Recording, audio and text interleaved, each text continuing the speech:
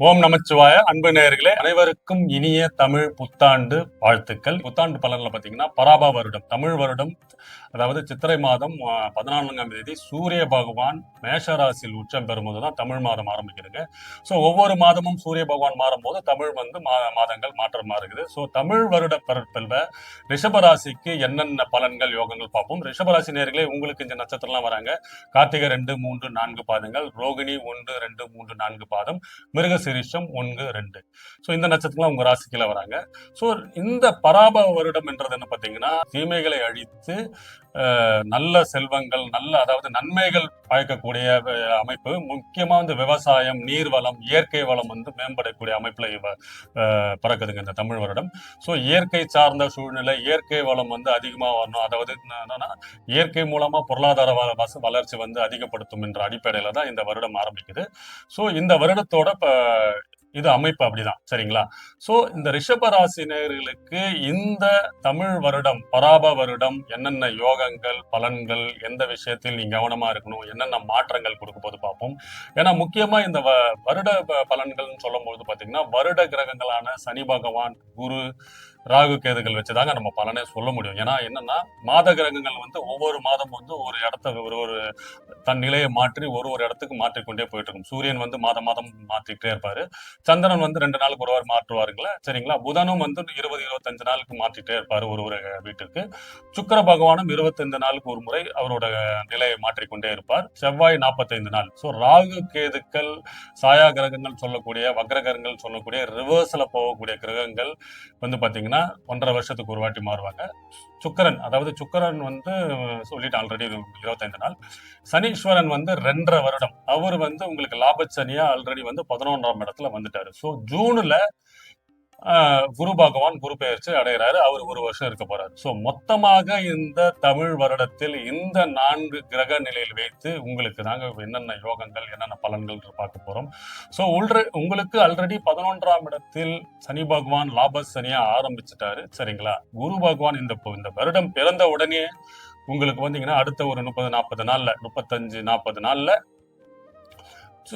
குரு பகவான் உங்களுக்கு 3ஆம் இடத்தில் கடக வீட்டில் உச்சம் பெறுகிறாருங்க, சரிங்களா? அவர் வந்து பாத்தீங்கன்னா உங்களுக்கு 8ஆம் வீட்டு அதிபதி, அதாவது உங்களுக்கு 8க்கு அதிபதி, உங்களுக்கு லாபாதிபதி. சோ இவர் 8க்கு அதிபதி, லாபாதிபதி 3ஆம் இடத்தில் வந்து உச்சம் பெறுகிறார். சனீஸ்வரன் ஆல்ரெடி லாபஸ்தானத்தில் இருக்கிறார், சரிங்களா?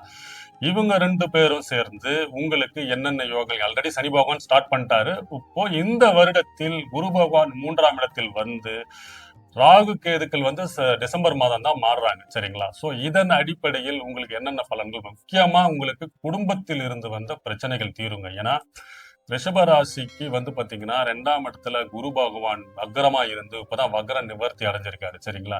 அவர் வந்து 8க்கு அதிபதி. சோ 8க்கு அதிபதி 2ஆம் இடத்துல இருந்து ஏற்கனவே கணவன் மனைவி அந்த பிரச்சனை, குழந்தைகளை பிரிஞ்சு இருக்கிறது, ஏற்கனவே வந்து குடும்பத்தில் வந்து அமைதியின்மை, சில பேர் வந்து குடும்பத்தை பிரிஞ்சு வேலையில இருக்கிறது, அதாவது வேலையில வெளிநாட்டுல இருக்கிறது, வேலை விஷயமா வெளியே போறது, இந்த அமைப்பெல்லாம் இருந்தது.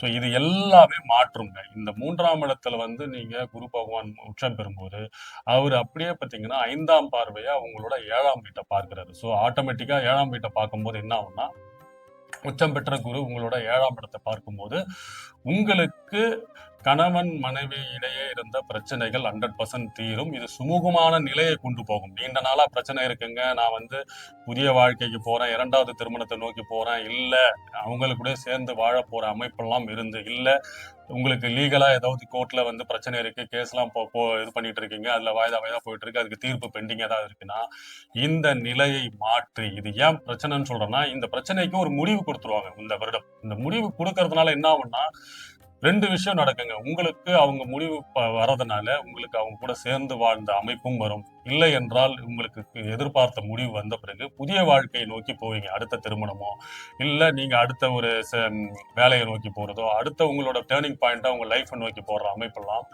மாறும். அதாவது 7ஆம் இடத்தை 5ஆம் பார்வையா பார்க்கும்போது உங்களுக்கு இந்த அமைப்புகள்லாம் இருக்கும். முக்கியமா ஒரு தனக்காரகங்க.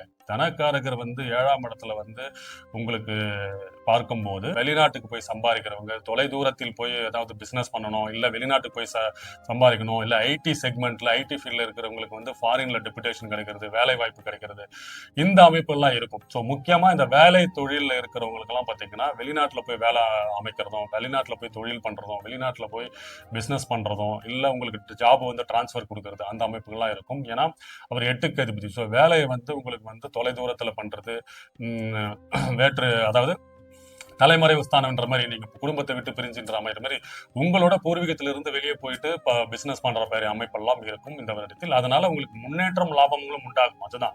ஏன்னா இந்த லாபசனியா சனீஸ்வரன் வந்து 11ஆம் இடத்துல இருக்கும்போது அவர் தான் உங்களுக்கு 10க்கும் அதிபதி. தொழில்காரர்களுக்கான சனி பகவான் 11ஆம் இடத்துல இருக்கும்போது இந்த தொழில் மாற்றம், வேலை மாற்றம், இடமாற்றம், அதனால் கொடுக்கக்கூடிய முன்னேற்றம், இதனால உங்களுக்கு வந்து ஒரு பொருளாதார வளர்ச்சி, இதனால உங்களுக்கு லாபம், இப்போ என்ன விஷயம் நடந்தாலுமே உங்களுக்கு ஒரு லாபத்தை நோக்கி இருக்குங்க. ஏன்னா குடும்பம் பிரச்சனை தீர்ந்து உங்களுக்கு நல்ல வாழ்க்கை அமையறதும் உங்களுக்கு ஒரு லாபம். சரிங்களா? அதே மாதிரி குழந்தைகளோட படிப்பு. ஸோ இப்போ நீங்க மாணவர்களா இருக்கீங்க, இல்ல உங்களோட குழந்தைகளோட படிப்பு விஷயத்துக்கு நீங்க வந்து உயர்கல்வி படிக்கிறதுக்கு, ஏன்னா 3ஆம் இடம்ன்றது கல்வியை குறிக்கிற இடம். ஸோ அங்கேயும் குரு பகவான் வந்துடுறாரு. ஸோ கேதுவா அங்க சேரும் போது நீங்க குழந்தைகளோட படிப்புக்கு முயற்சி பண்றது, உயர்கல்வி படிக்கிறதுக்கான அமைப்பு, அவங்களுக்கு நல்ல காலேஜ்ல சீட்டு கிடைக்க வேண்டியது, 65-70 வயசு பெரியவர்கள்லாம் வந்து நீங்க வந்து அந்த புண்ணிய ஸ்தலத்துக்கு போறதுக்கான, புண்ணிய ஸ்தலத்துல போய் தெய்வ வழிபாடு பண்றது, பூர்வ புண்ணிய ஸ்தானம்னு சொல்லுவாங்க புரியுங்களா?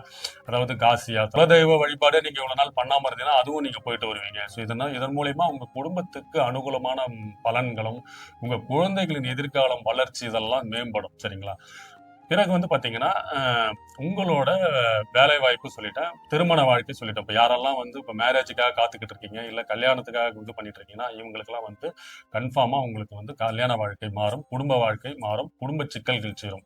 முக்கியமா கடன் பிரச்சனை, நிறைய பேர் கடன்ல இருக்காங்க, கடன்ல மாட்டிக்கிட்டு இருக்கீங்க, கடன் பிரச்சனை தீர்ந்தாலே எனக்கு பெரிய விமோச்சனம் கிடைக்கும்னா அந்த கடன் பிரச்சனை எல்லாம் தீருங்க. சரி, ஏன்னா 8ஆம் இடத்து அதிபதி உங்களுக்கு வந்து 3ஆம் இடத்துல வரும்போது திடீர் அதிர்ஷ்டம், பணவரவு, அதுக்கு உண்டான முயற்சி எல்லாம் கொடுத்து உங்களுக்கு அந்த தொழில் மாற்றம், வேலை மாற்றம், பொருளாதார மாற்றத்தை ஏற்படுத்துவார். ஸோ டோட்டலா இந்த பராபவரத்துல ரிஷபராசிக்கு லாப சனியாக இருந்த சனீஸ்வரன் அங்கதான் இருக்க போறாரு. குரு ஜூன்ல மாறினதுக்கு அப்புறம் ராகு வந்து 9ஆம் இடத்துல வந்துடுறாரு. ஸோ ராகு 9ஆம் இடத்துல வரும்போது உங்க அப்பாவோட சொத்துக்கள் வரத்துக்கான அமைப்பெல்லாம் உங்களுக்கு இருக்கு. ஸோ அதனால இந்த ராகு கேது பயிற்சிக்கு அப்புறம் உங்களுக்கு பூர்வீகத்தில் இருந்து வந்த பிரச்சனைகள் எல்லாமே உங்களுக்கு மாறும். ஸோ மொத்தமா இந்த பராப வருடம் ரிஷபராசிக்கு அமோகமா இருப்பதுங்க. முக்கியமா குடும்பத்தில் இருந்து வந்த பிரச்சனை தெரியும், புதிய வாழ்க்கையை நோக்கி போகுங்க, புதிய பொருளாதாரம், புதிய வளர்ச்சி, புதிய வேலை, புதிய பிசினஸ் பண்றதுக்கான அமைப்பெல்லாம் இருக்குங்க. வாழ்க வளமுடன். வணக்கம்.